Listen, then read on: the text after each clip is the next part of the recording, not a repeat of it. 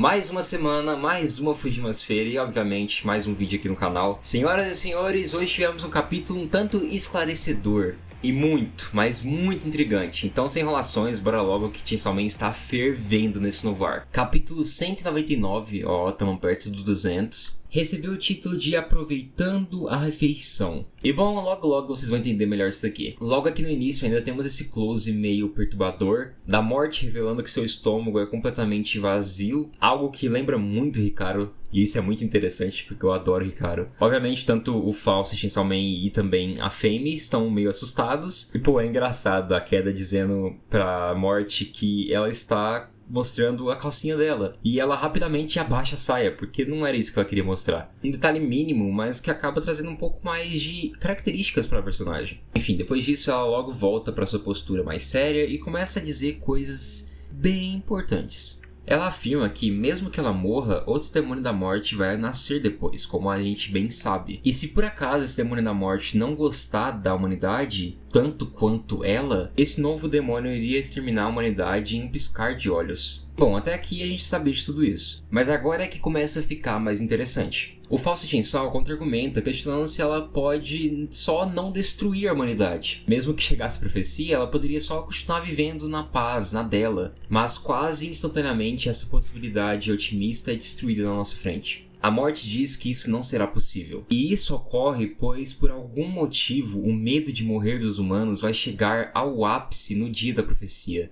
E mesmo se ela quisesse ficar na paz, ficar dormindo, ficar longe de tudo isso, seria impossível, pois quando esse momento chegar, ela vai despertar. E, consequentemente, seu poder vai ser ativado. O que esclarece muitas dúvidas da gente. Então, o que deu a entender é que a morte não possui total controle de seus poderes, muito menos da profecia. E isso muda bastante as coisas. Na minha cabeça, realmente, o fazer a profecia acontecer dependia apenas da morte. Mas não parece ser isso. E isso me indaga, pois a profecia é algo superior aos demônios. Será que essa profecia é algo de certo modo divino? Mas, apesar de toda essa problemática aqui, a Fame levanta uma solução que na minha cabeça é sim bastante prática. O demônio da fome esclarece que então é só o Chainsaw Man comer a morte. E eu acho bastante interessante isso daqui, que dá pra perceber que o Chainsaw Man falso não tem ideia desse poder. Porque quando a Fame diz isso, ele meio que não entende. Ele diz que? Ele questiona. E a Fame continua explicando que, ao fazer isso, o conceito da morte vai desaparecer e todos serão salvos. E acaba incentivando o Chainsaw Man falso a fazer isso. E aqui as coisas mudam um pouco. A morte só diz isso. Fica em silêncio e percebemos ela conversando de costas, trazendo um ar mais de suspense aqui. Esse plano que a Fame levantou aqui, que sim, parece ser bastante funcional, mas que ao mesmo tempo tivemos um exemplo de um mundo imortal e vimos que aquilo virou um desastre, sequer é confrontado pela morte. Ela na realidade levanta uma outra possibilidade. Diz que teve uma ótima ideia.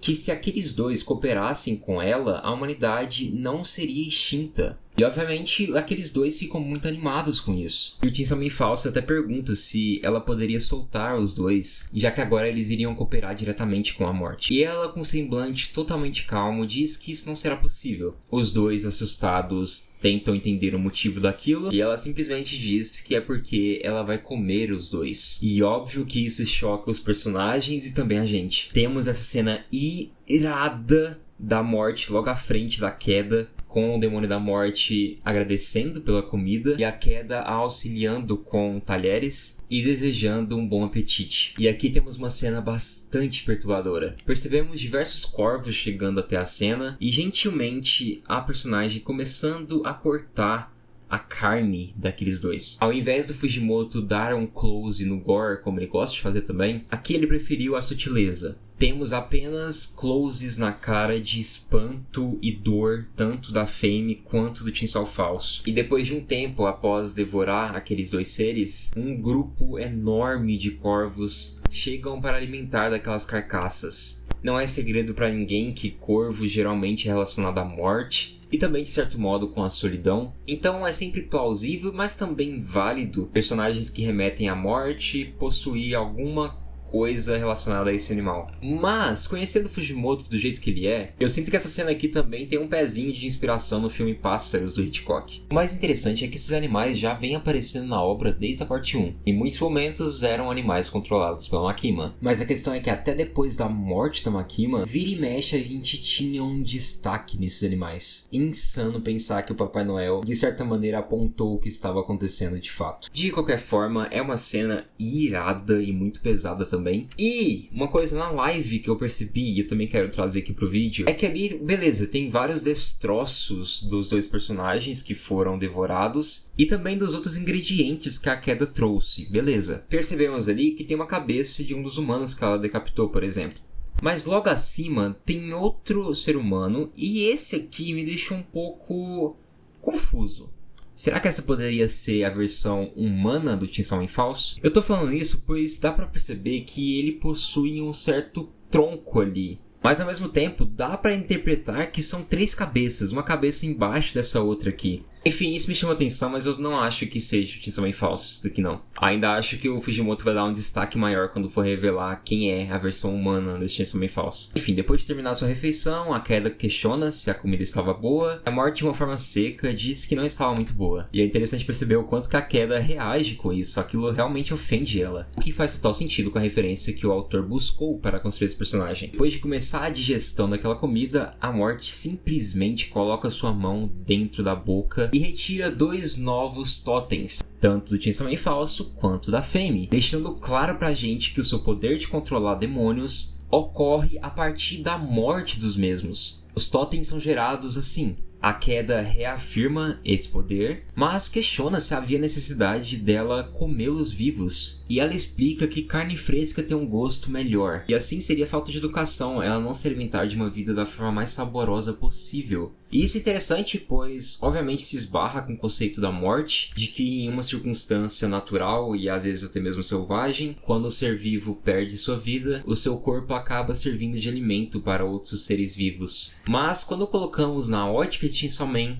todo esse ato aqui ganha uma outra camada. A fala da queda nos induz a pensar que basta a morte matar alguém e ela vai controlar esse demônio, ok. Mas logo depois, a morte salienta dizendo que carne fresca tem um gosto muito melhor. Ou seja, ela tá acostumada a matar gente devorando elas. Então na minha cabeça faz parecer que não basta apenas matar um demônio. A morte precisa se alimentar dele. E qual outro demônio possui um poder bem semelhante com esse? O Pochita não controla aquele demônio que ele se alimenta. Contudo, ele utiliza do mesmo método para apagar o conceito de um demônio. Então, cada vez mais vem parecendo que Pochita e morte são um pouco complementares, ganhando cada vez mais força a ideia de que o demônio da motosserra na realidade é o demônio da vida. Eu já falei sobre isso nesse vídeo aqui, mas isso explicaria muitas coisas. O cordão umbilical que enforca o Pochita em sua verdadeira forma, o anseio do Pochita em viver uma vida, ele estabelece contrato com Denji para ele viver. A base de seu contrato que ele estabelece com Denji é simplesmente fazer com que aquele ser humano viva. Ele quer estar ali para ver até onde aquele personagem consegue viver, o que ele consegue fazer. E obviamente faz total sentido com o seu próprio poder. Enfim, eu acho que cada vez mais o Fujimoto vem confirmando pra gente que de fato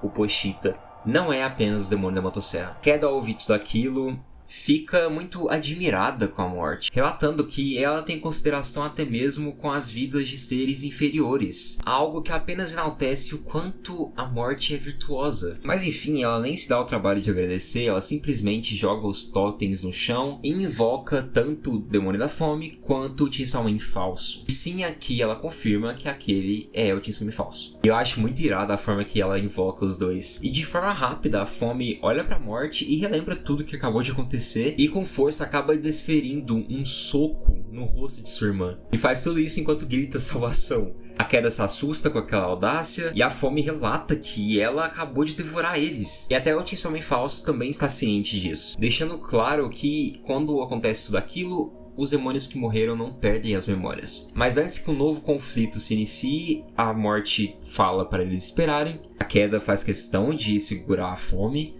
E aí a morte simplesmente ordena que os dois afundem a humanidade nas profundezas do terror. E em um passe de mágica, os dois se tornam soldados dela, completamente alienados. E assim o capítulo se encerra, mas bora lá que tem algumas coisas pra comentar. Eu sinto que a morte não está sendo completamente honesta aqui. Esse já é o primeiro ponto. Tenho certeza absoluta que desde o início ela tem todo o seu plano arquitetado. Ela vem apenas agregando, e quando alguma coisa acontece errado, ela vai e muda um pouco, mas a base eu acho que sempre esteve bem fundamentada aqui. E a própria espécie de seu poder auxilia em muito isso. Já que se por acaso alguém descobre a sua verdadeira identidade, ela simplesmente mata e controla aqueles seres. E isso muda algumas coisas. Será que todos os híbridos que estavam auxiliando ela na igreja estavam seguindo seus planos por livre e espontânea vontade? Sinceramente, eu acho que sim. Eu sinto que o Baleem é uma pessoa sim muito malvada, então ele fazendo tudo aquilo ali, para mim, total condizente. O Miri já deixou bem claro que ele em alguns momentos relutava com algumas decisões da igreja, mas que ele ganhava algumas coisas, então vale a pena o seu serviço. O que me faz acreditar que os híbridos estavam ali na igreja pois queriam mesmo. Mas...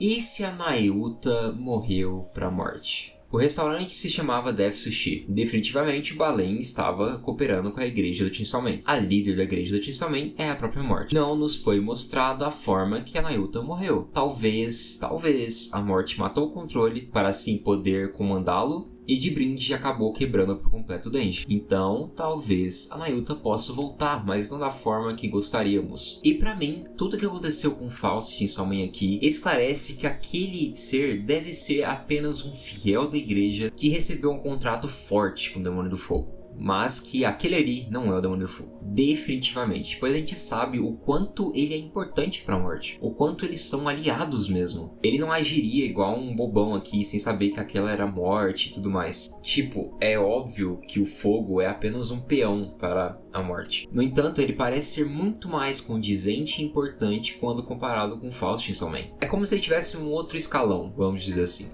Mas qual que é o plano dela? Tipo, será que de fato a solução não seria ela ser devorada pelo Chainsaw? Ela não refutou essa hipótese. Na realidade, ela levantou uma outra questão, ela foi para outro rumo da conversa. Me parece que sim, ela tem um lado bastante afetivo com a humanidade, já que a humanidade trouxe coisas para ela interessantes. Mas também parece que ela vê como uma oportunidade o que vai acontecer na profecia. Ainda acho que ela não está sendo muito justa com a gente. Parece que ainda está escondendo mais e mais coisas. Mas essa última fala dela aqui, se partimos para a ideia que realmente ela está querendo tentar impedir a profecia, pode remeter a uma ideia de tentar banalizar esse conceito, construir um estado tão precário e deturpado daquele universo para que a morte não seja algo temido, mas sim um alívio desejado, tornando o conceito muito mais fraco, tentando nivelar um pouco as coisas. Mas nada tira da minha cabeça